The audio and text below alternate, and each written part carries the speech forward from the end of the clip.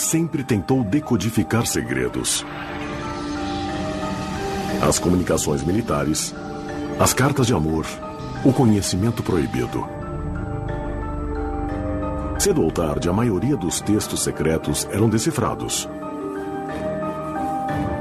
Mas entre todas as escritas enigmáticas da história, uma se destacou. Este texto desafiou todas as tentativas de desvendar o seu segredo por séculos. O manuscrito Voynich.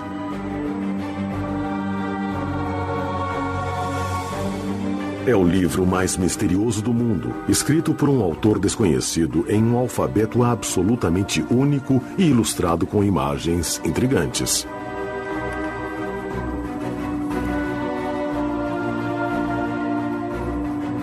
Qual é o segredo escondido entre essas linhas?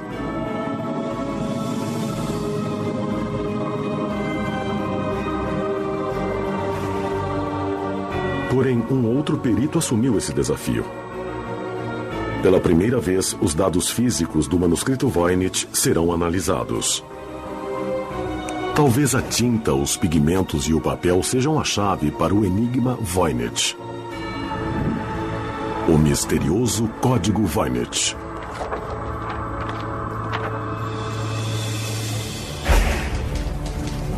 Na sede do Serviço de Inteligência Militar dos Estados Unidos, esses peritos foram bem-sucedidos em decodificar o chamado Código Roxo do Japão. William Frederick Friedman, diretor do serviço, era um dos melhores criptografistas do mundo. Como treinamento entre seus serviços, Friedman e sua equipe decodificavam textos criptográficos históricos. E um por um, os códigos foram descobertos. Mas um texto antigo insistiu em desafiar todas as tentativas de ser decifrado. O manuscrito Voynich.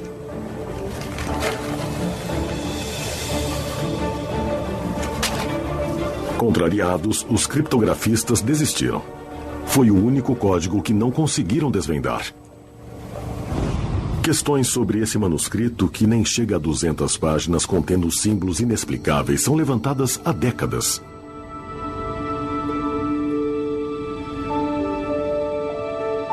No início do século XX, um negociante de antiguidades de Nova York visitou a Villa Mondragone, perto de Roma. Ele estava à procura de livros preciosos.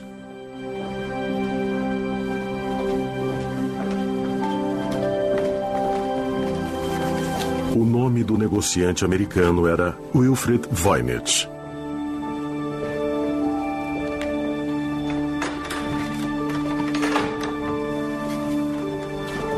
Na Vila Mondragone, muitos textos históricos de uma escola jesuíta estavam guardados.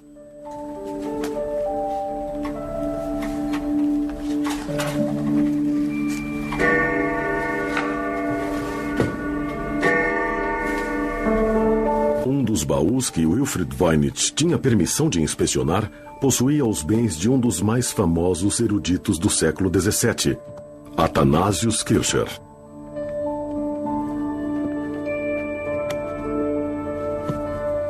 Entre os vários manuscritos, o baú continha um livro diferente.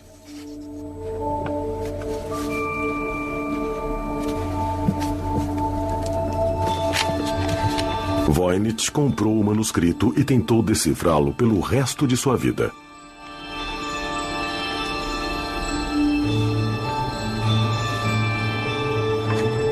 Ele morreu sem chegar nem perto da resposta.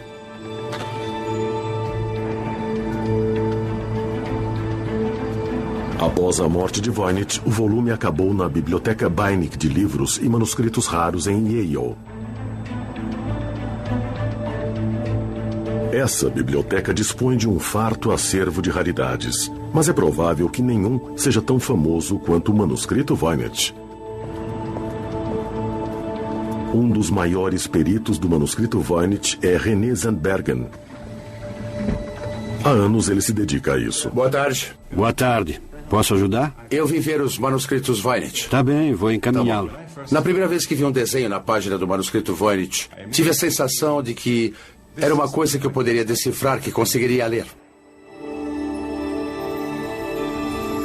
Mas com o passar dos anos, percebi que errei. Não pude decifrá-lo como tantas outras pessoas antes de mim. Biblioteca da Universidade Yale. Só um minuto, estou transferindo. O precioso manuscrito é guardado em um lugar seguro na biblioteca Beinecke.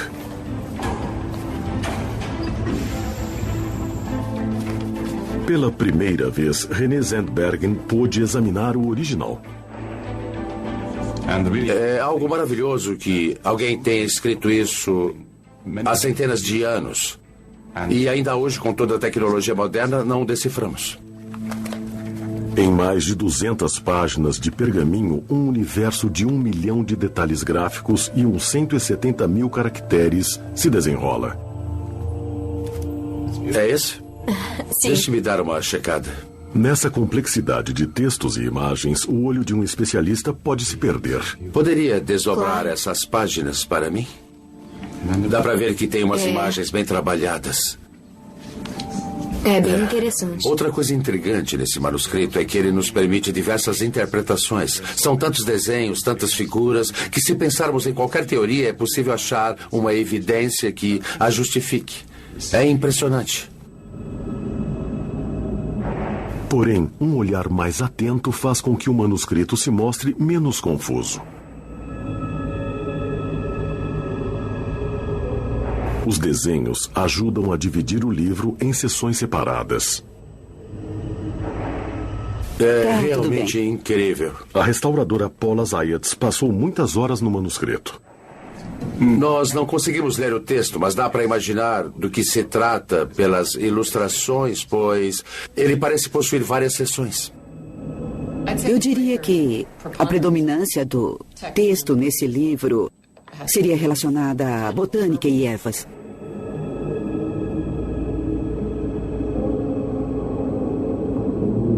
É claramente um livro sobre essas plantas, que mostra o seu sistema de raízes, as folhas e as flores.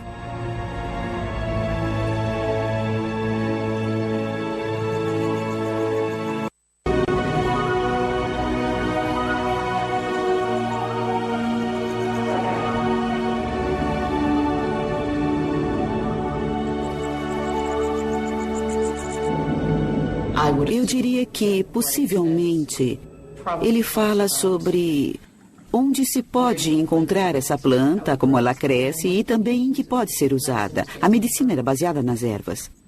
Então, outra grande parte da medicina daquela época também é incluída no livro. Os gráficos do zodíaco, das estrelas, do céu. E são diversas páginas de desenhos do zodíaco com muitos detalhes e bem específicos. E, é claro, de novo, não dá para saber o que estão dizendo. Mas mesmo aqui, há paralelos surpreendentes com as formas naturais.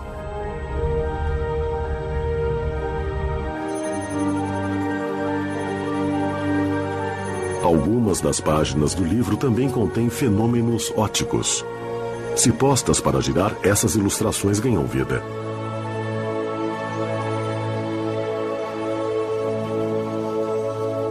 O que essas combinações de plantas com símbolos astronômicos significam? Na Idade Média, se fosse se tratar com ervas, era preciso saber qual era o seu signo. E depois vêm as moças. Elas começam um pouco depois. Moças nadando em piscinas de água limpa. Essas cenas de banho são particularmente curiosas. Seria isso um indicativo de uma coleção de receitas para banhos de cura? Ou até mesmo o segredo para a fonte da juventude? Outras ilustrações parecem apoiar essa ideia. Aí em seguida vem essa seção até o final. Acredito que parecem receitas. Quando as ervas estiverem como essas, é dessa forma que vocês devem cortá-las. As ervas que viu nas páginas anteriores. E é assim que você precisa que estejam para cozinhá-las ou esmagá-las. Então não sei, para alguém que não sabe nada do assunto, certamente se parece com um livro de ervas ou de medicina.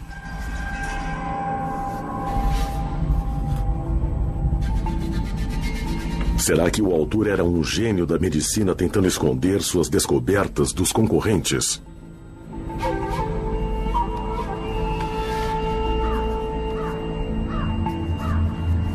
ou da Santa Inquisição, que muitas vezes eliminava rigorosamente os novos conhecimentos? Foi o próprio Wilfred Voigt quem descobriu a primeira trilha que levava ao autor anônimo.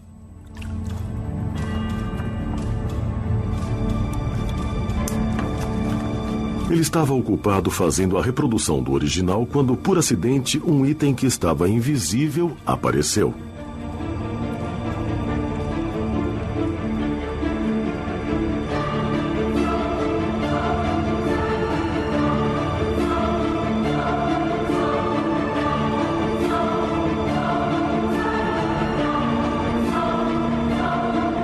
Alguém escreveu algo na primeira página.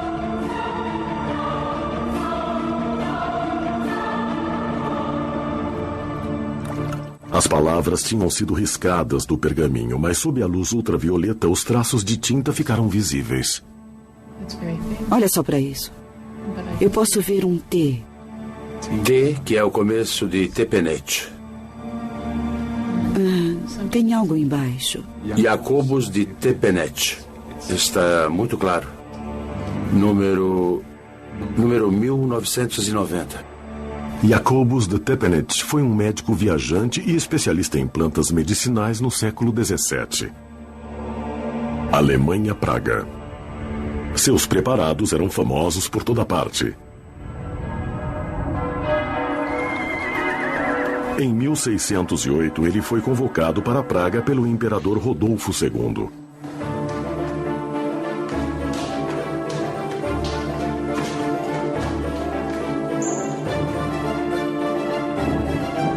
O imperador normalmente sofria de depressão e melancolia. Os extratos das ervas do famoso Tepenet serviam para aliviar a angústia do monarca.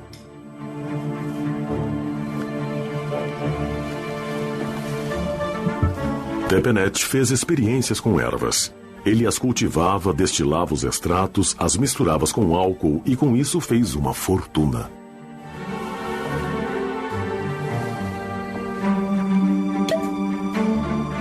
Seus remédios alcoólicos pareciam ter causado bem-estar no imperador.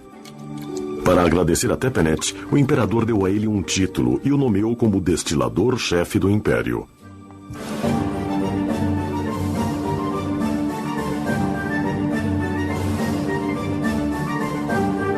Mas por que um médico deixaria suas receitas em códigos?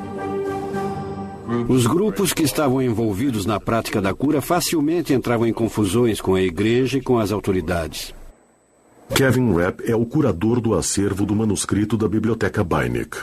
A alquimia estava intimamente relacionada com o desenvolvimento da ciência no período pré-moderno. E ainda ao mesmo tempo, a alquimia era considerada uma questão extremamente misteriosa, significando que a informação que foi gravada nesses textos era muitas vezes considerada altamente secreta.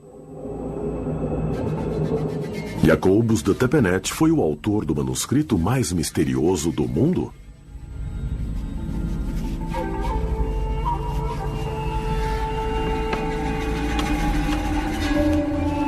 Quanto às ilustrações das plantas, dá para perceber que a maioria delas não corresponde a nenhuma planta natural.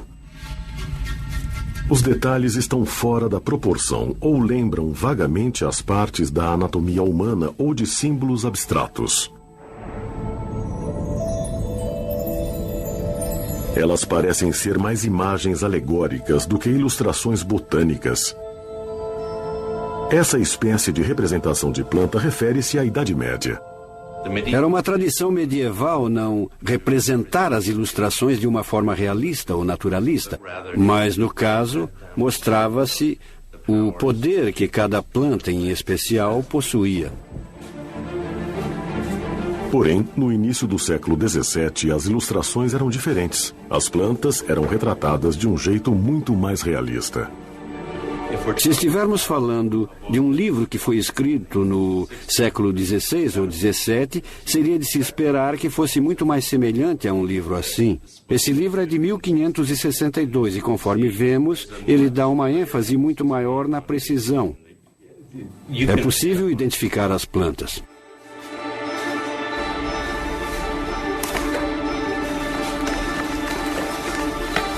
Esses aspectos da história da arte não foram considerados na época de Tepenet. Ele só teria trabalhado no estilo de seu tempo. Mesmo que seu nome tenha sido encontrado na primeira página, é improvável que seja ele o autor. Outros livros de sua posse tinham uma assinatura quase idêntica. Com certeza, em algum momento, o manuscrito Voynich pertenceu a ele. Mas o manuscrito deve ter sido escrito em uma época bem anterior. Uma indicação decisiva veio de uma carta que foi achada com o manuscrito.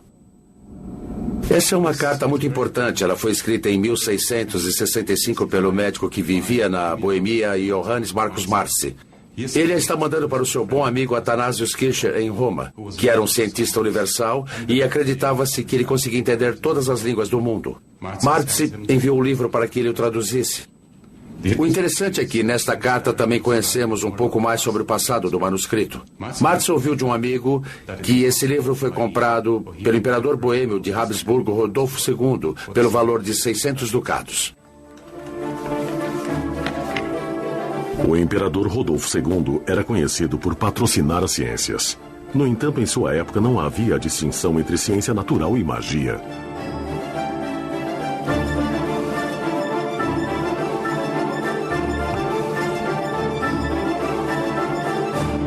Rodolfo tinha uma gigantesca coleção de livros de ocultismo, instrumentos e objetos mágicos.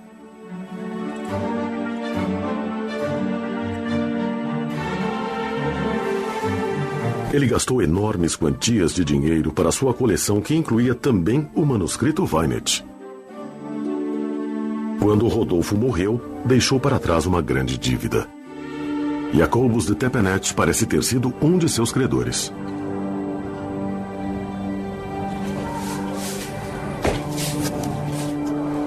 Tepenet pode ter sido recompensado com objetos da biblioteca do imperador. Foi assim que, possivelmente, ele tomou posse do manuscrito Voynich.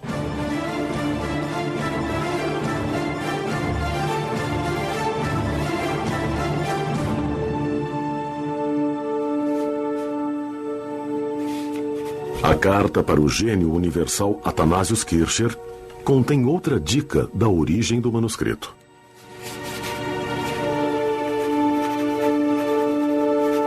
A carta cita ainda o autor do livro, Roger Bacon.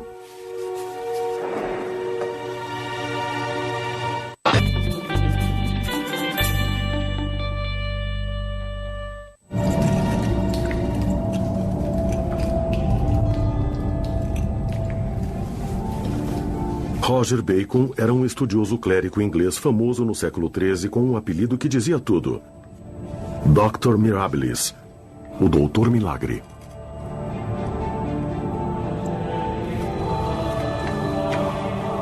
As ideias de Bacon excederam em muito o horizonte de seus contemporâneos. Seu desejo por novas descobertas com frequência o colocava em conflito com a igreja. Ele foi preso por diversas vezes.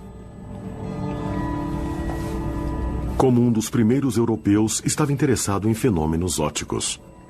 Ele encontrou uma explicação para o arco-íris.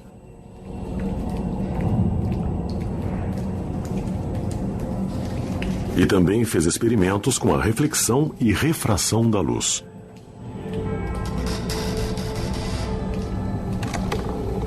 Entre outras coisas, Roger Bacon trabalhou com lentes de aumento. Muitos desenhos na seção astrológica do manuscrito Voynich lembram formas que normalmente só são vistas pelo microscópio.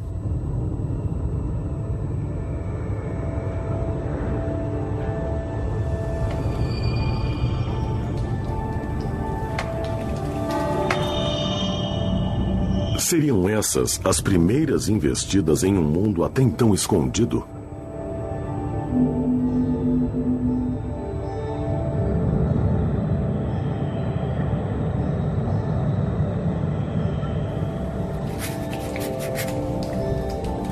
Isso também explicaria a codificação. Por causa das suas descobertas, Bacon deve ter ficado com medo de ser perseguido como um infiel.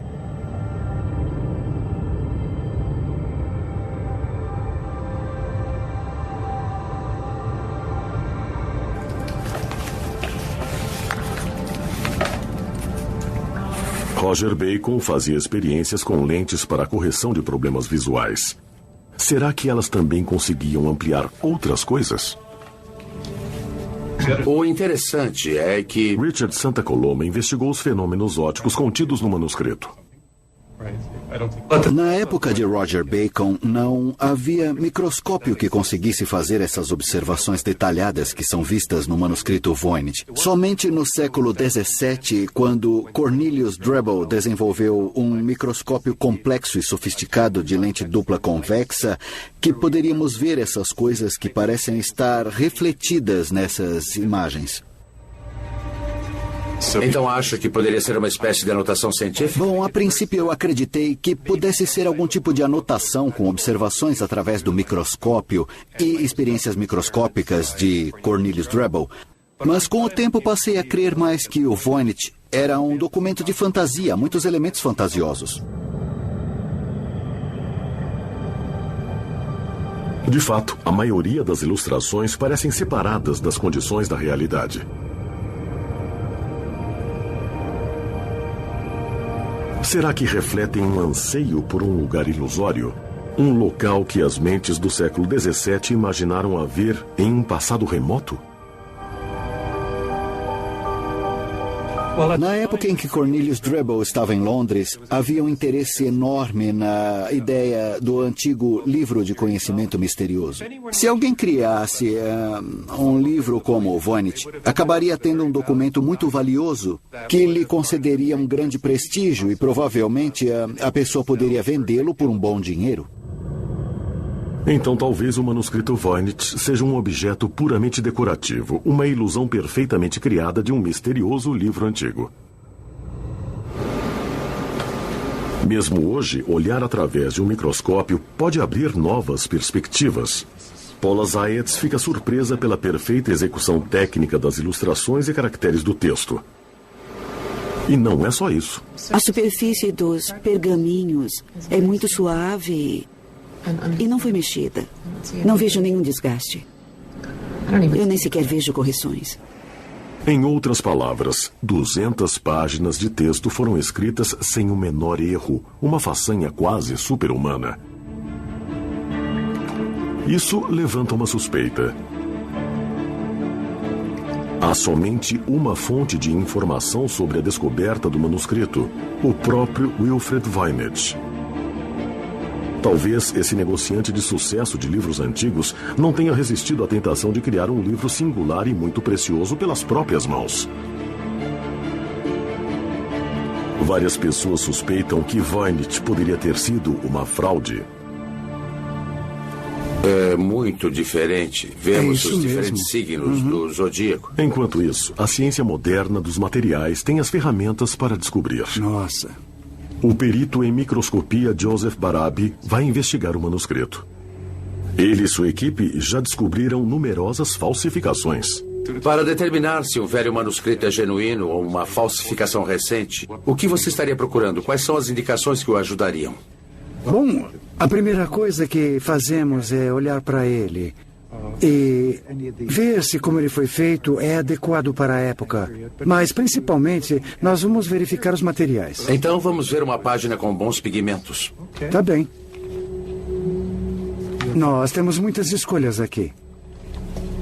Todos estão muito bons. No microscópio, a beleza escondida do manuscrito é revelada.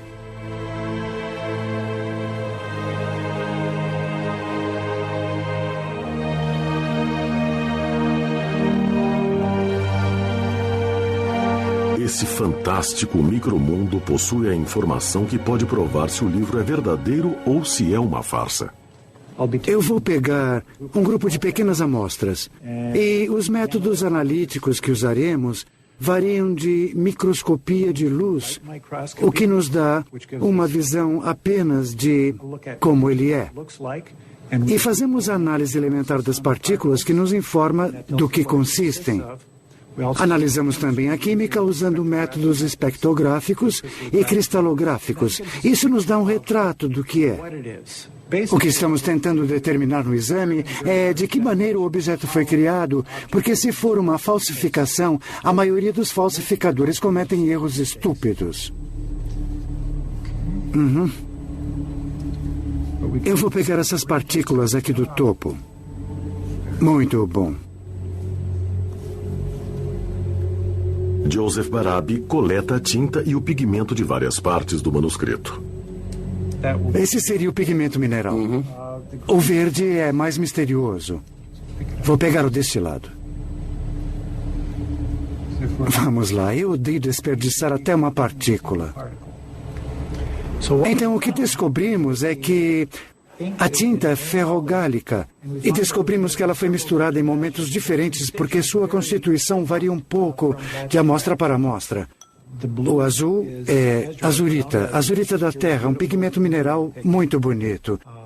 O vermelho e o marrom são pigmentos de ferro da terra.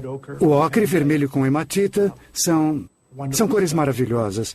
Então, em resumo, o que descobrimos foi que os materiais que constituem a escrita e a pintura deste documento são completamente apropriados para os séculos XV e XVI. E o mais importante, não encontramos nenhum material que indique que se trata de uma falsificação do século XIX ou XX.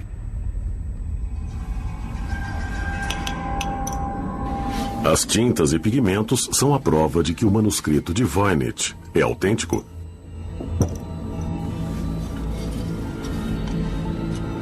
Há séculos, os pigmentos de cor eram extremamente caros. Preparar as cores era uma questão de conhecimento e habilidade complexos.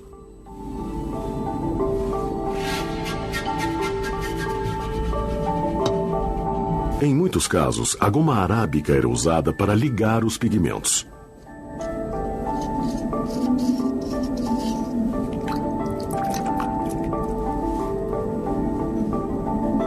A pintura com pigmentos minerais era um desafio técnico.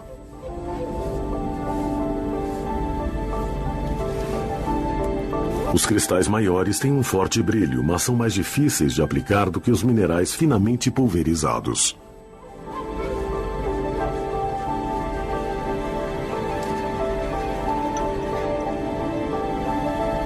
Para conseguir tons brilhantes, como no manuscrito Voynich, as cores tinham que ser aplicadas com muita cautela. Nesse caso, o artista certamente era qualificado.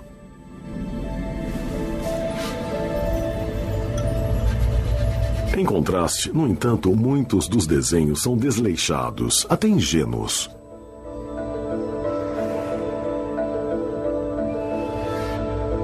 Muitas das ilustrações do manuscrito, como esse pequeno dragão, ou as mulheres de bochechas vermelhas, parecem ser criações das mãos de uma criança.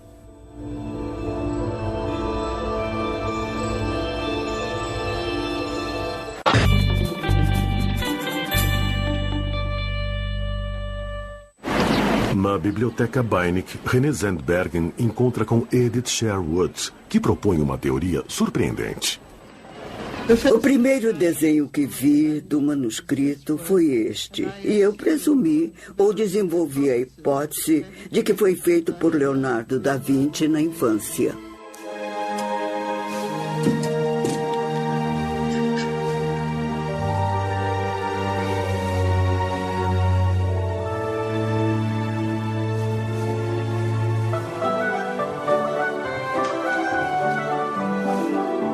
Leonardo era uma criança superdotada que cresceu em uma família rica. Desde jovem, ele deve ter sido ensinado a usar pincel e caneta.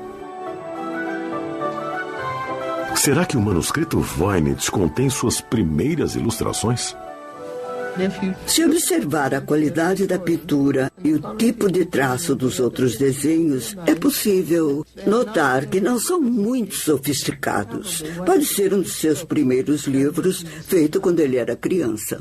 Uma página em particular aponta para Da Vinci. Eu vi essa imagem astrológica que apresenta 15 senhoras nuas sentadas em banheiras, algumas delas obviamente grávidas, e um carneiro que representa o símbolo astrológico de Áries. O símbolo de Áries poderia significar o mês de abril. O Áries está rodeado por 15 mulheres obviamente grávidas. Se cada mulher representa um dia, o desenho pode significar 15 de abril. As mulheres estão segurando estrelas, símbolos de nascimento. Uma das mulheres está segurando sua estrela com uma fita listrada. Ela está em uma posição de 10 horas. Teria Leonardo da Vinci simbolizado um evento importante? Fiquei com a impressão de que o desenho podia representar o nascimento de Leonardo da Vinci.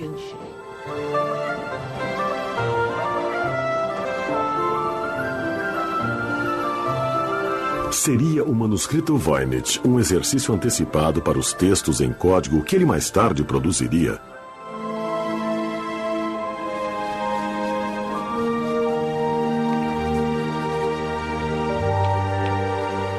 Leonardo era um gênio, um dos maiores artistas da história humana. Mesmo em sua tenra idade, ele era um desenhista especialista. Mas os desenhos do manuscrito Voynich não mostram nenhum sinal de genialidade precoce. E há um motivo para acreditar que essa não foi uma brincadeira de criança. Paula Zayed está convencida. Esse teria sido um livro caro? Esse livro pode ter sido bastante caro. Os pigmentos, particularmente os minerais que são usados, são de muito boa qualidade. Uma evidência especial é o fato de ainda podermos vê-los claramente. O pergaminho fica mais caro quanto maior for a folha. E esse livro contém uma série de encartes, incluindo um desdobrável de página inteira, que é bastante incomum.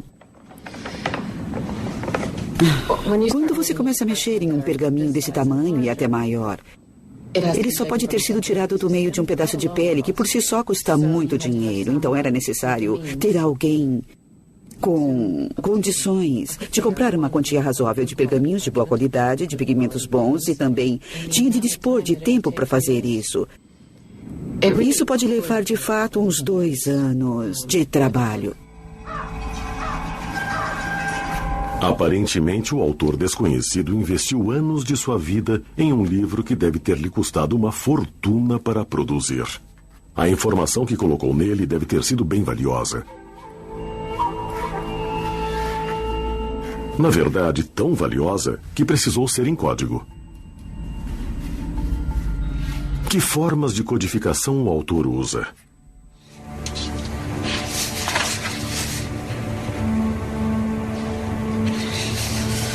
Um especialista em códigos históricos, Gerhard Strasser, tem a resposta. O Código de César, originalmente usado por Júlio César, era popular durante a Idade Média. Um código de mudança em que o alfabeto é simplesmente deslocado 4 dígitos para a frente, de modo que se o A vira o D, o B vira o E, etc. Um código, portanto, fácil de usar e, igualmente, muito fácil de desvendar. Esse era o Código César. O Código de César é o método mais simples. Tudo o que a pessoa precisava saber era em quantas letras o alfabeto estava sendo mudado. Para decodificá-lo, leva-se um máximo de 25 tentativas. Ele não era seguro, então, em 1330, o Tribunal Papal tentou criar um livro de códigos onde palavras-chave estratégicas como Papa, Igreja ou Rei eram substituídas por caracteres individuais.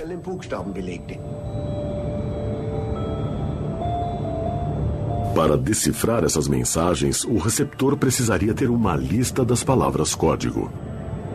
Quando este método é usado, resulta em listas de códigos cada vez maiores, que são difíceis de atualizar. Outro problema é a transferência segura dessas listas do emissor para o receptor. Mais fácil de manusear e mais eficiente foi o disco de cifras. Vários anéis giratórios com caracteres habilitavam o usuário a criar códigos mais complexos.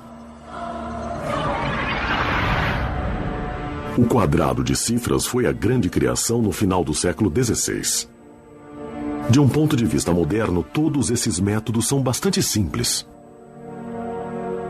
Hoje em dia, os sistemas de cifras antigos ainda podem causar problemas ou podemos facilmente resolvê-los? Hoje, com a análise de frequência aprimorada e métodos de decodificação analisados por computador, podemos facilmente resolver textos codificados do século XVII e até do século XVIII. Para isso, precisamos de uma quantidade.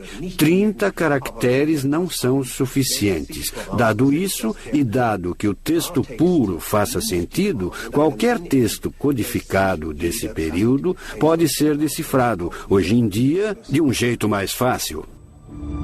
Mas essa profusão de caracteres representa um texto que faz sentido? Para descobrir, todos os 170 mil caracteres do manuscrito foram avaliados eletronicamente.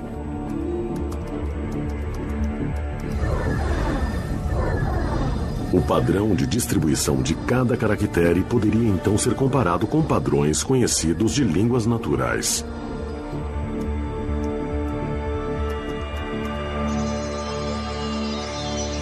O resultado: alguns caracteres ocorrem mais frequentemente do que outros, como, por exemplo, certas vogais em idiomas europeus.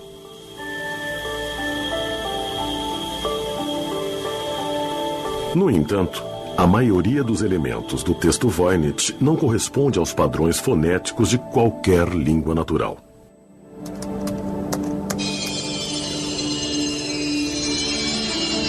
Apesar de todas as técnicas e ferramentas modernas que foram aplicadas, o misterioso manuscrito não revelou seu segredo.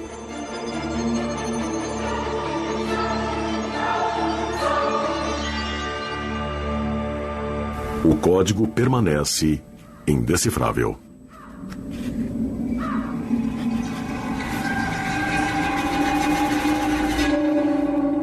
O linguista Gordon Rugg ainda acha que está no caminho certo. Seu foco é a motivação do autor. Então eu acho que, para mim, o fato de ainda não ter sido decifrado por técnicas criptográficas modernas torna altamente improvável que haja uma cifra verdadeira ali. Então o manuscrito Voynich pode nem mesmo ser uma mensagem codificada.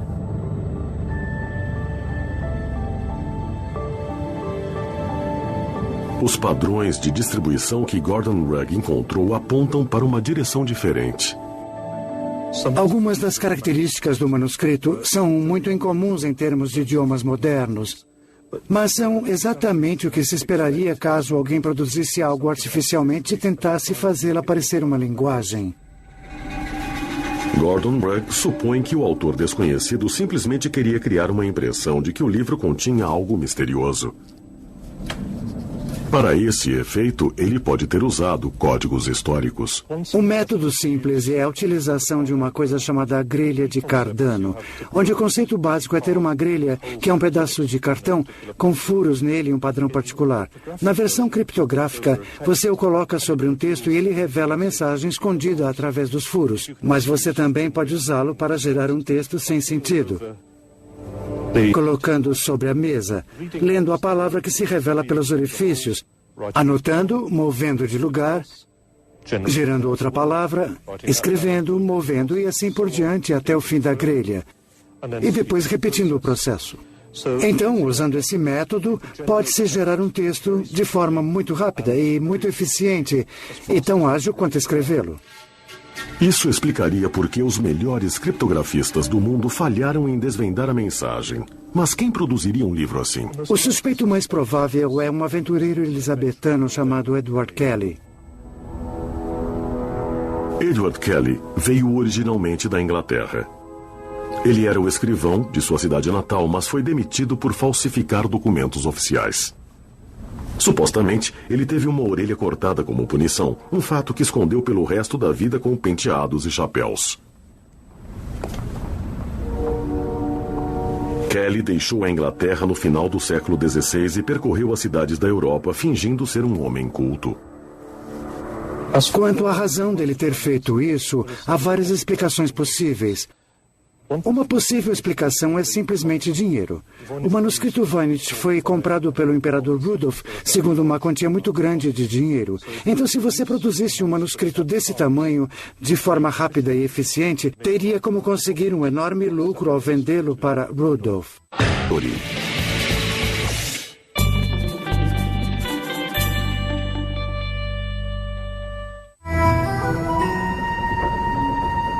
Rodolfo II tinha numerosos cientistas na sua folha de pagamento, incluindo lunáticos, fraudadores e impostores. Kelly viu uma chance e ofereceu seus serviços ao imperador. Ele era um alquimista que alegou conseguir produzir ouro de materiais comuns. Kelly dizia que conseguia fazer ouro com a ajuda dos seus aparelhos.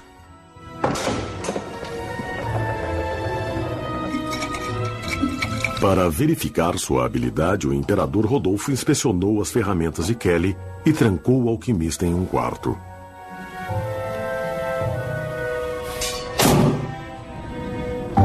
Kelly devia saber que estava sendo observado.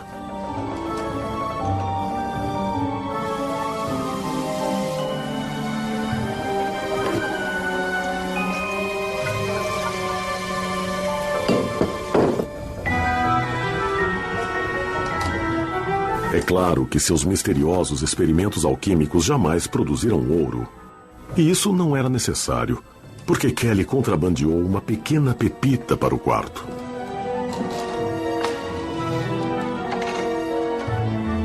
O imperador ficou obviamente impressionado. Kelly foi contratado.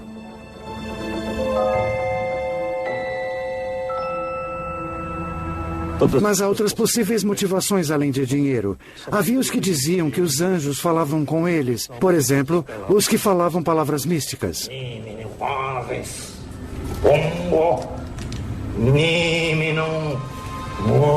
Kelly tinha experiência em tais fenômenos. Em nome de um outro inglês, o matemático John Dee, ele entrou em contato com anjos por algum tempo. É claro que Kelly era a única pessoa na Terra que conhecia a linguagem dos anjos, e dessa forma ele podia ditar as suas palavras para o emocionado John Dee.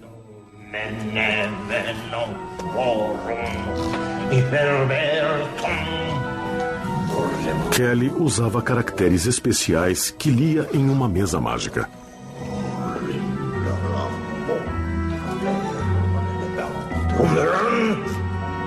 É claro que a língua dos anjos era pura fantasia.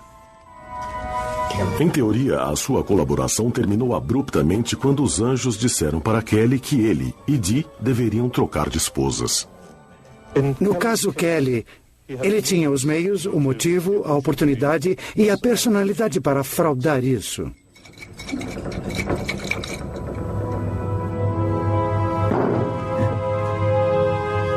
Tudo aponta para Edward Kelly como o autor do manuscrito Voynich. Ele já tinha inventado uma linguagem fantasiosa. Com o imperador Rodolfo II, ele tinha uma potência financeira, assim como um comprador garantido dos seus escritos e das suas fórmulas misteriosas.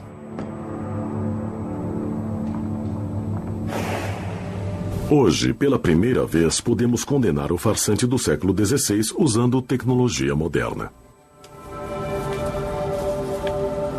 Greg Hodgins, da Universidade do Arizona, recolherá várias amostras do manuscrito Voynich.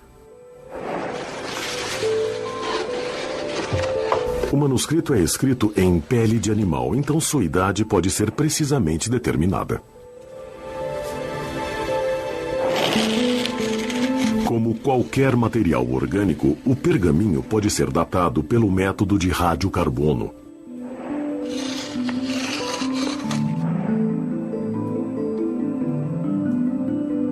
O livro nunca foi antes examinado dessa forma. Uma vez que são necessárias amostras relativamente grandes, o teste de radiocarbono foi recusado por muito tempo. Mas agora, pela primeira vez, é possível determinar exatamente quantos anos esse manuscrito misterioso realmente tem. Para garantir a precisão, Greg Hodgins leva 4 amostras de 4 páginas diferentes. Poucas semanas depois, os resultados do laboratório chegam e eles causam uma grande surpresa em todos. Ali há 4 medições das 4 amostras que faziam parte do manuscrito Voynich. E como vocês podem ver, as datas são muito bem agrupadas. Isso nos dá a ideia de que foi algo criado em um período de tempo relativamente curto. Além disso, por elas serem tão bem agrupadas, podemos tratá-lo como um objeto que foi datado 4 vezes. E isso aumenta a precisão da medição. Então, pelo sentido dessas medições, pela forma que eu entendi, o resultado é esse aqui. Ano de 1400. Então, é 95% certeza que podemos afirmar que a idade do manuscrito vai de 1404 a 1438 d.C. Este resultado é sensacional. Ele subverte todas as hipóteses anteriores sobre a origem do manuscrito. Nem Tepenet nem Roger Bacon poderiam ter sido os autores.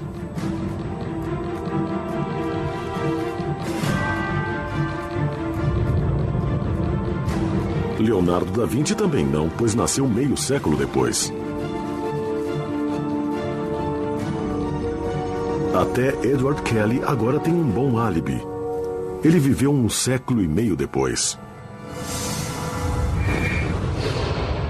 Nenhuma das teorias existentes presumiu o início do século XV como período de criação do manuscrito. Todos os métodos de análise disponíveis hoje foram aplicados ao manuscrito Voynich. Ele foi escrito por volta de 1420. Com essa nova informação, um detalhe no manuscrito ganha um novo significado. Em mais de 200 páginas, repletas de cenários fantásticos, há somente uma representação realista de uma cidade. Uma com torres, muralhas e torreões. As muralhas são desenhadas com as chamadas ameias de cauda de andorinha.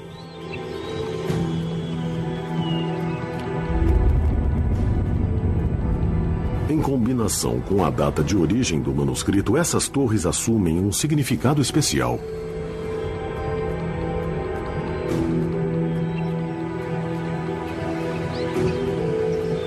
Mais tarde na história, as torres com cauda de andorinha eram comuns em toda a Europa. Mas no início do século XV, elas só existiam no norte da Itália. Durante o período do Renascimento, o norte da Itália foi uma das regiões mais ricas e influentes do mundo ocidental.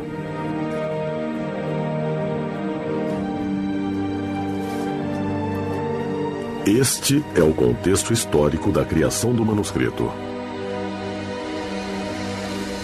Até agora, a pesquisa sobre o manuscrito Voynich não possuía um ponto histórico de apoio.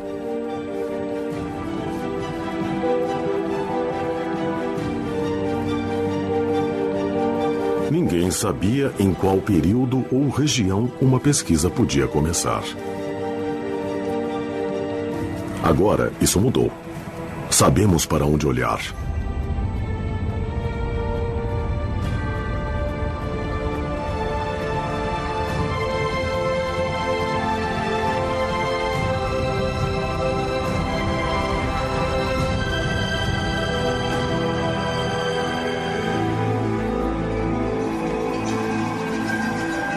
Será emocionante ver que outras referências ao manuscrito misterioso serão encontradas nos arquivos entre Milão e Veneza.